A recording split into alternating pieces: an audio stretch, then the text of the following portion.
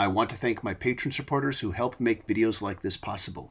If you'd like to be a patron supporter, please go to patreon.com/TJR, the original. Thank you.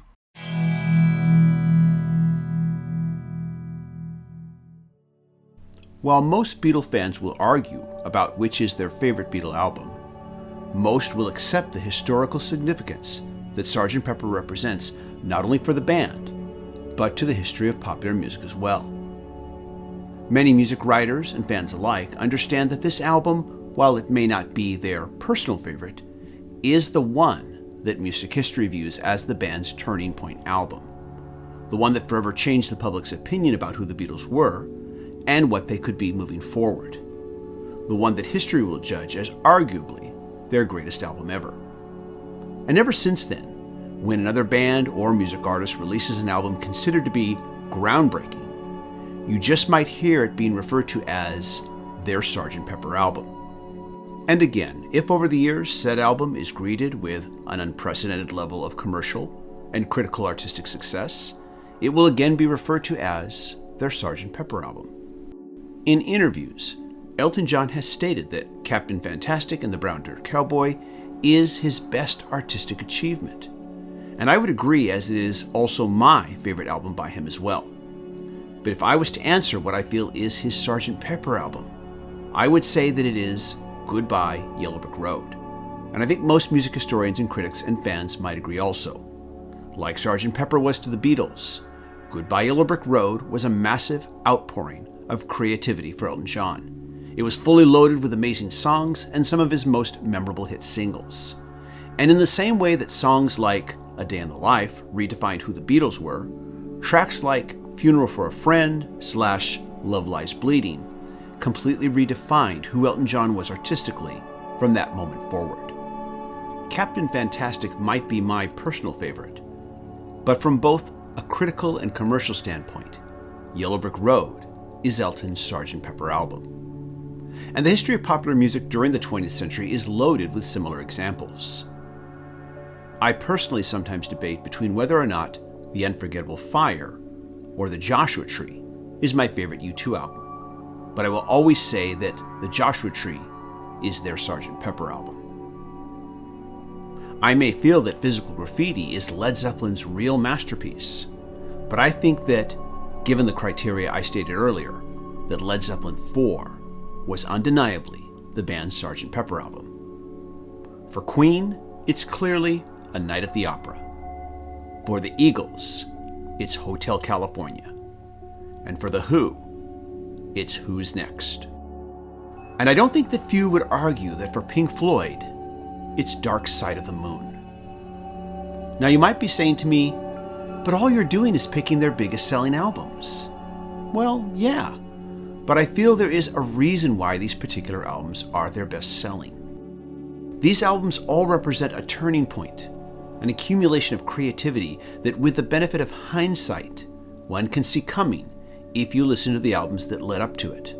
An accumulation of creativity so great that all that creativity exploded into one album that reached such new heights for the band or artist artistically and commercially that it inspired enormous timeless hits that to this day live on, and that the artists who released them were able to transcend any previous notions that the public had about them prior.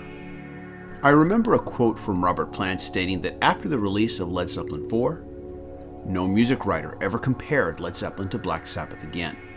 And speaking of Black Sabbath, I once read in an interview where Ozzy Osbourne stated that he felt he hadn't yet recorded his Sgt. Pepper album yet, but that someday he hoped to. I haven't really followed Ozzy's solo career all that much, so I honestly don't know if ever, at some later time, he felt that he did achieve that goal or not. But whether he achieved it or not, I think it's great that he felt that it was a goal that he needed to achieve in his lifetime.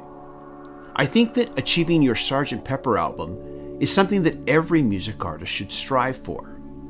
Now, as a musician myself, I will be the first to say there is nothing wrong with making just a really good pop or rock album. Not everything has to be great art, and I have many favorite albums that are just that. But at some point, you should want to challenge yourself. strive to do something groundbreaking, something completely original or so unlike anything you have ever done in the past that it musically pushes you past your comfort zone. And whether you sink or swim, at least you tried.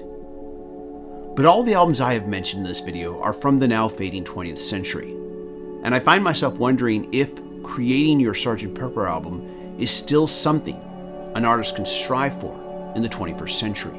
Many music writers have stated that Sgt. Pepper changed the music business from a singles business to an album business. But many now feel that music streaming and YouTube have changed the music business back again to a singles market. And I think that there is some validity to this. For many independent artists, it is no longer financially feasible to release albums, and so many are now releasing singles instead. And this makes me wonder if the future of music will still have a viable marketplace where artists can strive to someday write and record what history will consider to be their Sgt. Pepper album. This is TJR, and what do you think? Do you think there is still a place in the 21st century for music artists to strive for a Sgt. Pepper album? And before I give my closing comment, please, if you want to see more videos like this, click like so the YouTube algorithm recognizes me. Also, I would encourage you to subscribe and hit the bell notification icon so you never miss a video. Earlier, I named what I feel are some of my favorite artists' Sgt. Pepper album. Do you agree with my picks? And let me know about your favorite music artists and what you think is their Sgt. Pepper album. I'll look forward to reading your comments. Everybody, thank you so much for watching, and I hope you all stay safe and healthy. Bye-bye.